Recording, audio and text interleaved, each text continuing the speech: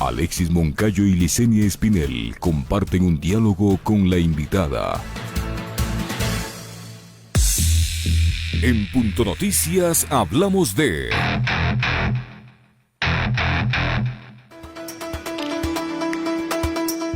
El jueves 24 de diciembre, el presidente y vocero del Tribunal Contencioso Electoral, Arturo Cabrera, y Diana Atamaint, titular del Consejo Nacional Electoral, como representantes de la función electoral, suscribieron un comunicado en el que ratificaron que las elecciones de 2021 no se postergarán ni se modificará el calendario electoral. Esas son las certezas y seguridad que le queremos brindar al país, a las organizaciones políticas y a los candidatos que están a puertas de ingresar a la campaña electoral, manifestó la presidenta del CNE.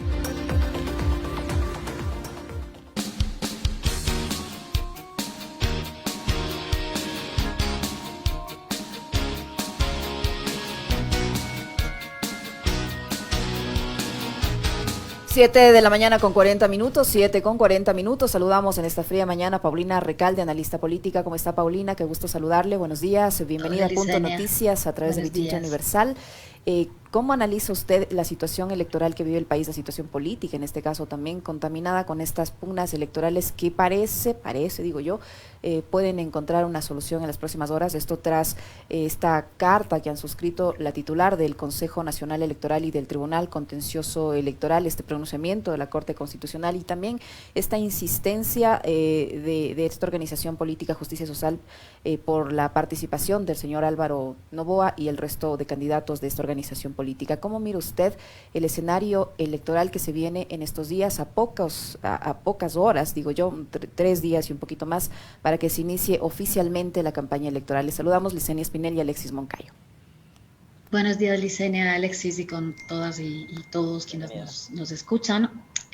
Yo creo que este proceso electoral arranca en el marco en el que se ha desarrollado este periodo de gobierno, es decir, en un marco de incertidumbre y yo diría que fundamentalmente en un marco de crisis democrática, de crisis institucional.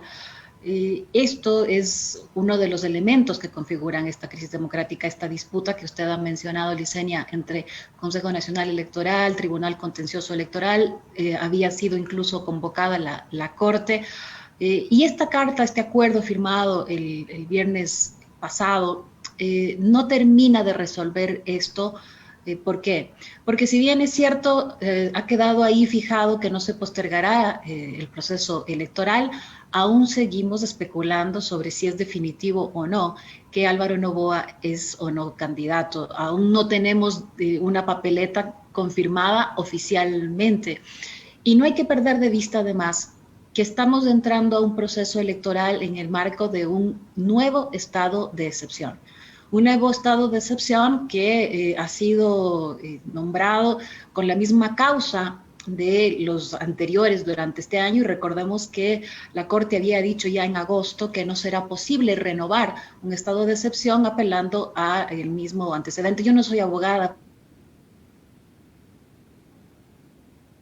Tenemos algo con la señal. Escenario complicado para el proceso electoral. Eso significa que podríamos estar anticipándonos a que pueda haber distintos movimientos hacia enero y antes de las elecciones, es decir, ya en un periodo electoral. Por eso digo que el marco de estas elecciones es el marco en el que se ha dado la gestión del periodo de gobierno que tenemos en este momento.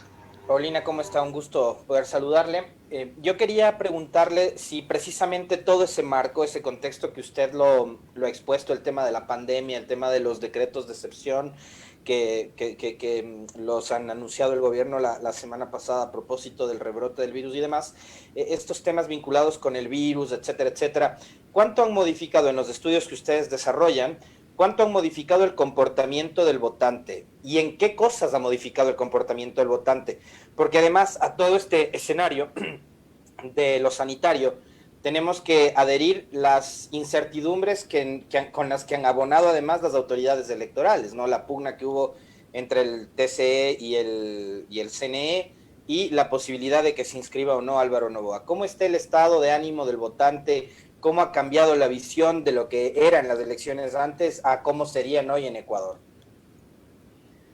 Bueno, lo que ha hecho es agudizar aún más un estado de ánimo, de pesimismo que ha sido el marco de este periodo de gobierno. El 95% ahora mismo a nivel de Quito y Guayaquil cree que el país va por el camino equivocado. Esto es un nivel de pesimismo que no he visto. Llevo 20 años trabajando en investigación de opinión pública y nunca vi un estado de ánimo tan afectado, pero no es que la crisis sanitaria trajo este desánimo. ¿De cuánto nos repite, por favor? Solamente, bueno, o más bien del otro lado, 94% cree que el país va por el camino incorrecto. Esto a nivel de las ciudades de Quito y de Guayaquil. Luego, las preocupaciones de la población en torno a la crisis sanitaria tienen que ver con el riesgo de contagiarse, sin duda alguna, eso es lo que primero es mencionado, pero también hay afectación respecto o preocupación respecto a la pérdida de trabajo, respecto a la falta de dinero en casa, respecto a la crisis económica del país en general, respecto al posible colapso del sistema de salud. Es decir, son preocupaciones que tienen que ver con el entorno del país. ¿Y cómo afecta esto? Bueno, vamos a hablar en dos términos. Yo diría que se vuelve el pretexto, y voy a decir el pretexto o la causa para renovar este estado de excepción, para tener en alerta el hecho de que pueda o no pueda eventualmente postergarse las elecciones, pero la pregunta es, ¿qué medidas efectivamente relacionadas con el tema de salud se ha tomado a propósito del aparecimiento de esta nueva cepa? Es un estado de excepción en la medida en que faculta a fuerzas de seguridad y que faculta al Estado para la toma de ciertos recursos, pero ahora mismo no tenemos el anuncio de la toma de más pruebas o de recaudos en relación al sistema de salud. Y en esa medida lo que podría suceder es que la población se sienta aún más preocupada respecto a esta situación. Por esto, esta combinación de elementos significa que la demanda que tenga la población respecto a las candidaturas va a ser aún más profunda sobre qué alternativas brindan para enfrentar, yo no diría el Ecuador post-COVID, sino el Ecuador en COVID todavía. Este es el entorno, es decir, es tomado como la causa, sin embargo, hasta ahora no tenemos señales de qué medidas en términos de salud está tomando el gobierno para atender. Y es una demanda sin duda fundamental, asociada no solamente con salud, sino también con la pérdida de trabajo, con la crisis económica y con la crisis del sistema de salud, que son las razones que nos señala la población de Quito y Guayaquil. Paulina, todo este escenario que usted nos ha dibujado en estos momentos también se ve reflejado a nivel internacional por la valoración que se hace de la imagen, de la credibilidad de la actual administración, en el sentido de esta encuesta de Real Time Data, empresa norteamericana radicada en Miami, que ubica al presidente ecuatoriano como uno de los peores evaluados en la región, con una desaprobación que supera el 89%, me parece, o con una aceptación, para verlo del otro lado, de apenas el 6.5%, 7%. ¿Esto abona a este nivel de incertidumbre, de descontento que vive la ciudadanía? Sí, bueno, no conozco la medición y tampoco la empresa que menciona, pero bueno, sin irnos a Miami, las cifras que tenemos en perfiles de opinión, las ciudades de Quito y Guayaquil, solamente el 10% califica de buena la gestión del presidente Moreno. Digo de buena porque no hay quien la considere muy buena, que son las dos categorías que se suman para hablar de aprobación. Y respecto a la credibilidad, el 7% dice que cree en el presidente Moreno en Quito, Guayaquil, el 90% no cree y el 3% restante no responde a esta pregunta. Son dos indicadores, los indicadores claves que hablan de gestión de gobierno en su conjunto y de la credibilidad que ya alude a la palabra del mandatario. Entonces son dos indicadores críticos en que están en el momento más bajo, pero que han tenido este comportamiento yo diría que posterior a la consulta popular es que ha habido este descenso en cifras de aprobación de gestión y de credibilidad. Ahora, Paulina, estas cifras tan negativas que tiene Moreno, 7% de credibilidad, 10% apenas que considera que su gestión ha sido buena, ¿pueden afectarle a algún candidato específicamente? Porque ahora se habla mucho de quién es el candidato oficialista a propósito de las declaraciones que diera Juan Fernando Velasco hace unos 2 días atrás. ¿puede afectar a alguna candidatura en específico? ¿Moreno puede endosar todo lo negativo que acarrea a un candidato o no? Bueno, lo que hemos visto hasta ahora es que entre las candidaturas que están en, digamos, en la disputa más arriba, ¿no? Luego hay un bloque que en términos de imaginario posicionado como aquel que ha estado más cerca del gobierno, es el candidato Lasso. Y esto va a jugar o va a entrar en disputa en la medida en que las campañas posicionen esto. Sin duda alguna va a ser un recurso de campaña. Por un lado, de los actores buscando distanciarse a través de las vocerías y a través también de las vocerías en el legislativo, y las campañas contrarias buscando signar o señalar a las candidaturas como aquellas que han estado más cerca. Recordemos que en el caso de la candidatura de Lasso tiene la complicación de haber incluso firmado un pacto de gobernabilidad, es decir, que no hace falta, digamos, la interpretación solamente, sino que este pacto de gobernabilidad relativo al legislativo podría afectarle o podría complicarle más para ser posicionado como oposición, ¿no? Entonces, sí es un elemento que puede jugar o incidir en la campaña para afectar una u otra candidatura. En el caso, comparativamente hablando, a quien se lo ve más cercano ahora mismo, de los de arriba, digamos, del bloque más competitivo, es al candidato Lasso. Paulina, ¿en qué medida puede cambiar el escenario, este panorama electoral, el hecho de que el señor Álvaro Noboa, por ejemplo, definitivamente no participe? Hay una resolución del juez del Tribunal Contencioso Electoral, el señor Joaquín Victeri, que dispone al Consejo Nacional Electoral que informe en qué dignidades esta organización Justicia Social podría realizar elecciones primarias y completar la inscripción de candidaturas. Y ya conocemos cuál es la posición del CNE respecto a la candidatura del señor Álvaro Noboa, que dice que él ya no puede ser candidato y solo podrían ser otros postulantes a otras dignidades los que podrían inscribirse finalmente. ¿En qué medida la no participación, digo yo, eventual no participación de Álvaro Noboa modifica este panorama y este nivel de preferencia que tiene la gente ya sobre los candidatos que están en el primer grupo? Sí, modifica, porque cuando hablamos de este grupo más competitivo, estamos hablando de Arauz, estamos hablando de Lasso, estamos hablando de Yacu Pérez y también estamos hablando de Álvaro Noboa. Es decir, es uno de los candidatos que, si está colocado en la papeleta, aparece muy competitivo en este bloque de estos 4 candidatos, y además con buen desempeño en la costa, y esto le hace competencia sobre todo al candidato Lasso, pero además toma de aquellos que no se deciden o no se ubican con alguna candidatura hasta que aparece el candidato Noboa. Sí hace una diferencia en el tablero, no es una candidatura menor. Y hay que tomar en cuenta además que esto de ubicarse entre estos 4 competitivos es aún más relevante si tomamos en cuenta que no es un candidato que está ya sentado y no es un candidato que ha tomado necesariamente un mood de campaña propuesta. Ha tomado un mood de campaña en la medida en que ha buscado hacer presencia de resistencia y de reclamo. Parte de esto es el haber tenido durante varias semanas un bloque de gente frente al Consejo Nacional Electoral en la ciudad de Quito, impugnaciones, participaciones, vocerías sobre todo de Silka Sánchez, pero quiero decir que no es una campaña que ha estado en mood de propuesta.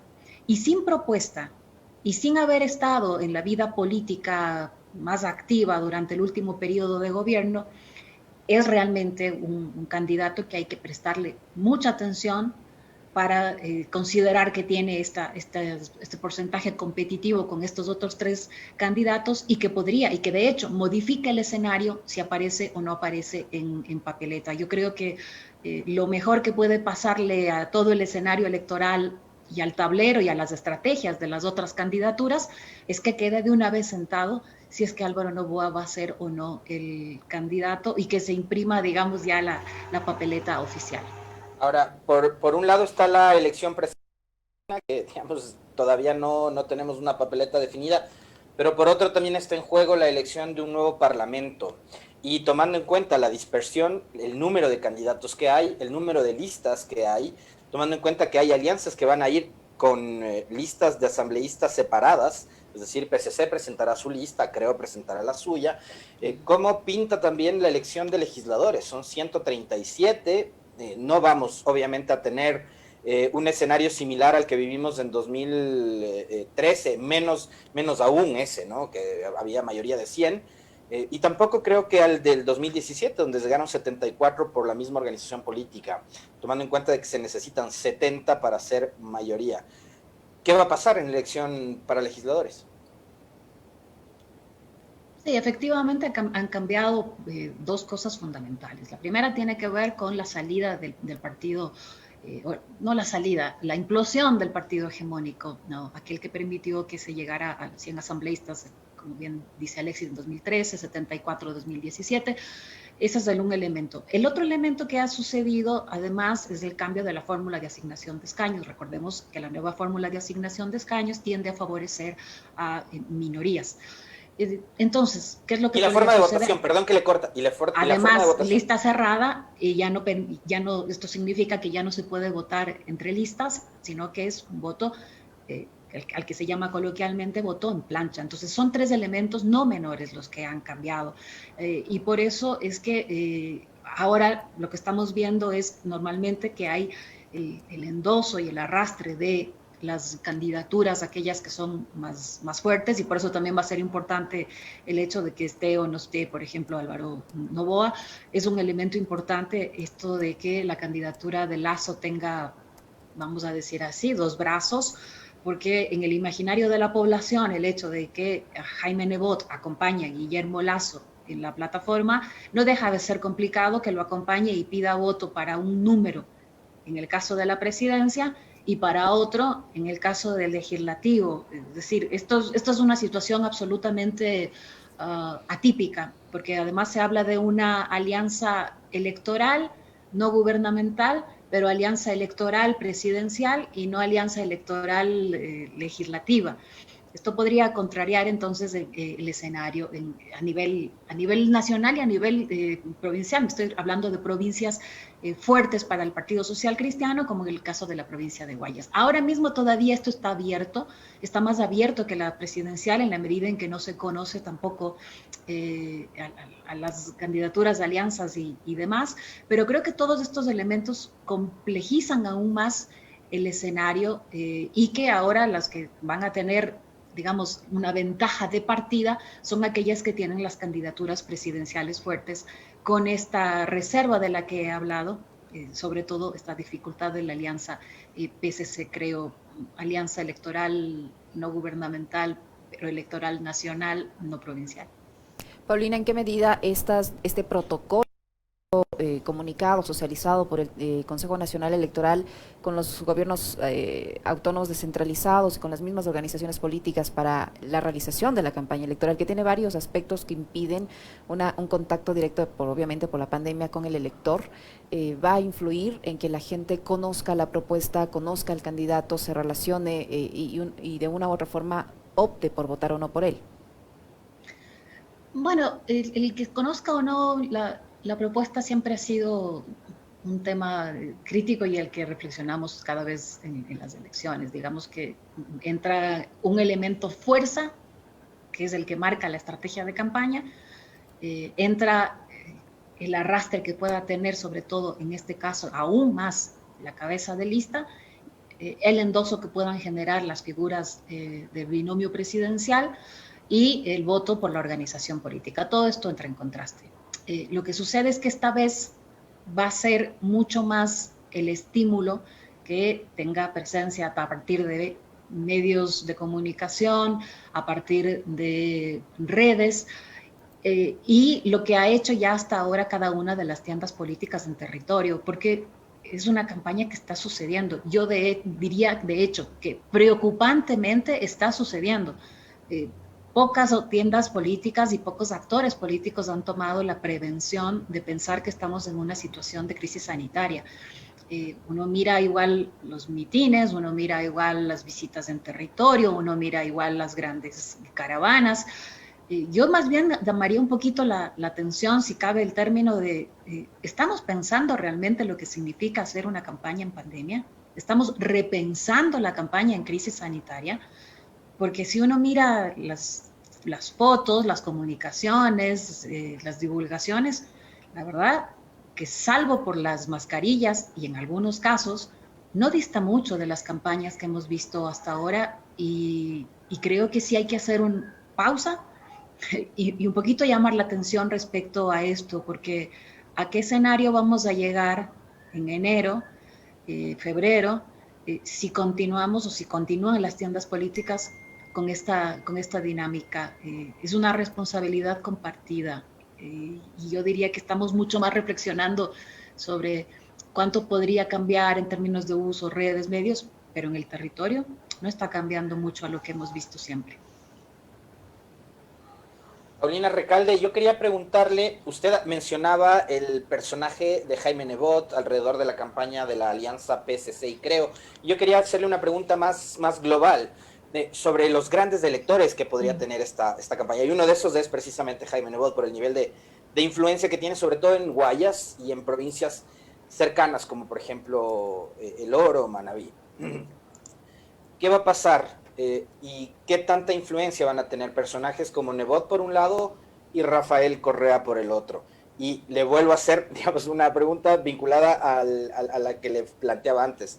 Si Lenín Moreno en algún momento se le ocurre en uno de sus programas de estas semanas decir, yo voy a apoyar al candidato tal, ¿qué pasaría con ese candidato? Pero más sobre los dos grandes electores que me parece a mí en este momento se ubican entre Jaime Nebot y Rafael Correa. Sí, efectivamente, son dos grandes electores y aquellos además con presencia nacional, pero con matices. Quiero decir que en el caso de Jaime Nebot, tener más fuerza, estoy pensando en Guayas, en los ríos, efectivamente en El Oro. No es el caso en la provincia de Manabí, que es una provincia además fuerte y fundamental para las elecciones.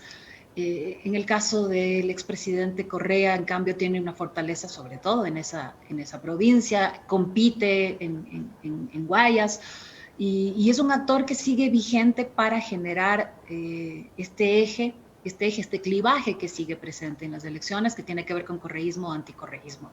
De hecho, buena parte de la estrategia de las otras campañas, las distintas a la de Arauz, quiero decir, sigan usando reiteradamente este recurso. No estamos hablando solamente del actor Rafael Correa, sino del correísmo, y es nombrado como tal. Casi que hay candidaturas que hablan de evitar que vuelva el correísmo, del modo en el que gobernó durante la presidencia de Correa. Es decir, es un recurso que está muy presente y que va a dirimir en algunos territorios, quiero decir, en Manabí es fuerte esta presencia, en aquellos donde el correísmo ha sido más frágil o más débil, o el apoyo a la Revolución Ciudadana, me refiero a Sierra Central, por ejemplo, esto podría jugar en cambio en contra.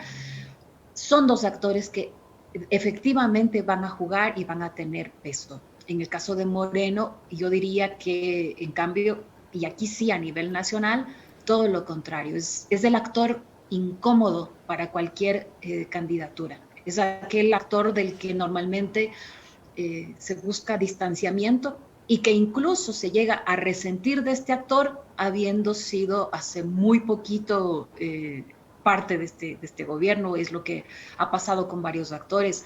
Quiero decir que en el caso del candidato Velasco, por ejemplo, esto de hace poco en una entrevista dejar signado que ha sido Lasso quien ha tenido incluso más que ver con este gobierno que lo que ha tenido que ver él. Es decir, llegamos a un extremo de que un exministro de un gobierno quiera culpar a otro de haber tenido incidencia y no hacerse cargo de haber sido parte de este gobierno.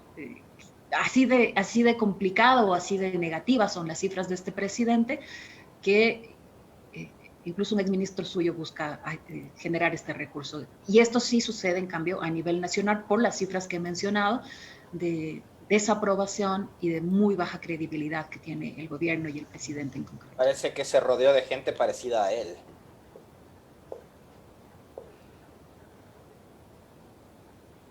Ya son las 8 de la mañana con 4 minutos, Paulina, ya para ir cerrando, son 10 empresas encuestadoras que están habilitadas para realizar los pronósticos electorales, de acuerdo a información del Consejo Nacional Electoral.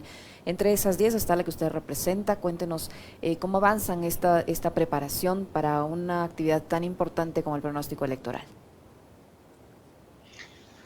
Sí, efectivamente, Perfiles de Opinión recibió una vez más la autorización de parte del Consejo Nacional Electoral para realizar los trabajos, para que la población conozca de qué se trata. Es una serie de formularios y requisitos que habilita el Consejo Nacional Electoral, que uno tiene que acreditar ser una empresa constituida, tener la capacidad técnica y profesional instalada para el trabajo. Es un trabajo, yo diría que más sensible y más crítico que nunca, en la medida de que implica despliegue de personal, en el caso de Perfiles de Opinión en hogares, con las medidas, todas las medidas que esto requiere en términos de crisis sanitaria, con el distanciamiento, con la preocupación. Hay trabajadores que, por ejemplo, se inhiben de salir a campo por tener a adultos mayores en fin. Yo diría que es el trabajo más sensible que estamos haciendo si comparamos con otras campañas electorales, no solamente por las medidas de seguridad, sino porque hay que ser conscientes de lo que significa en este momento acercarse a hogares que han vivido una situación compleja y que durante el confinamiento y que pueden seguir viviendo aún situaciones complejas por tener enfermos eventualmente en casa. Entonces es un despliegue que es, yo diría, el más sensible que hemos tenido durante todos los años que llevamos de trabajo y lo estamos haciendo en este momento en hogares. No estamos haciendo trabajo ni telefónico ni por internet, sino en hogares para evitar los sesgos de selección. Yo le quería preguntar también a Paulina Recalde sobre el tema de las propuestas, porque ella nos decía algo que sí es verdad y es súper interesante, el hecho de que Álvaro Noboa no está girando, o bueno, su discurso no está girando en torno a una propuesta, ¿no? La del 1.000.000 de empleos, el tema de las 300.000 viviendas, él está peleando su candidatura. Pero hay otras candidaturas que sí están, digamos, reforzando lo que podría ser parte de sus planes de gobierno. Y unas de las propuestas más polémicas tienen que ver primero con la dotación de armas, y luego con la entrega de una bonificación de $1.000 por una vez a 1 millón de ecuatorianos, la una de Lasso, la otra de Arauz. Creo que además chocan, porque la una tiene que ver con atender las necesidades más urgentes de la población, que es: necesito recursos económicos, ya sea para un microemprendimiento, para educar a mis hijos, para atenderme en salud, para un tratamiento médico, lo que sea. Entonces esos $1.000 probablemente le pueden caer bien. Pero dotar de armas a la gente, ¿de dónde salen estas propuestas? Le pregunto. Sí, probablemente son las que han tenido como más cobertura, incluso mediática. En el caso de la candidatura de Lasso, no es una propuesta de Lasso, es una propuesta de una de las candidaturas del Partido Social Cristiano. Hay otras, hablan también de teleeducación, de tablets, en fin, pero probablemente han sido las más polémicas o las más sonadas, y son estrategias que buscan generar en buena medida también atención de la población. En el caso del porte de armas, que es una propuesta sin duda alguna polémica, busca sintonizar con dos cosas. Por un lado, con una preocupación creciente en términos de seguridad, de delincuencia, de incremento de la preocupación, y conectar con un electorado que en buena medida ha visto al Partido Social Cristiano como aquel que encarnó históricamente la mano dura para enfrentar la delincuencia. Entonces busca sintonizar con esto. En el caso de la propuesta del candidato Arauz, creo que está en el marco de lo que él originalmente hablaba de poner dinero en los bolsillos de la gente, decía él. Entonces, de algún modo busca dejar sentado esto, que esto vaya tomando forma en la medida en que es una candidatura que necesita sobre todo esto, marcar propuestas para que salir del voto duro del correísmo, que es el capital de entrada que tiene esta candidatura. Y el modo de ampliar esto, sin duda alguna, significa generar propuestas que procuren que otra población, aquella que está indecisa, aquella que no vota por un voto identitario, mire a esta candidatura.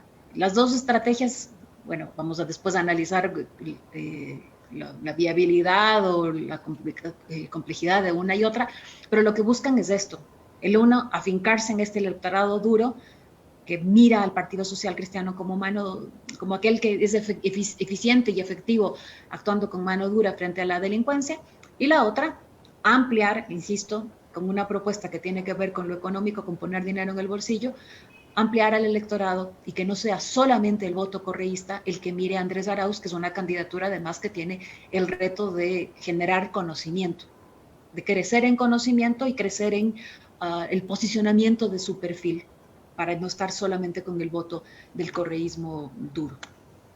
Muchísimas gracias, Paulina. Sin duda siempre muy didáctico conversar con usted. Le agradecemos por la información que nos ha proporcionado y por su tiempo. Paulina Recalde, analista política, nos acompañó en esta primera parte de nuestro segmento de entrevistas aquí en Punto Noticias.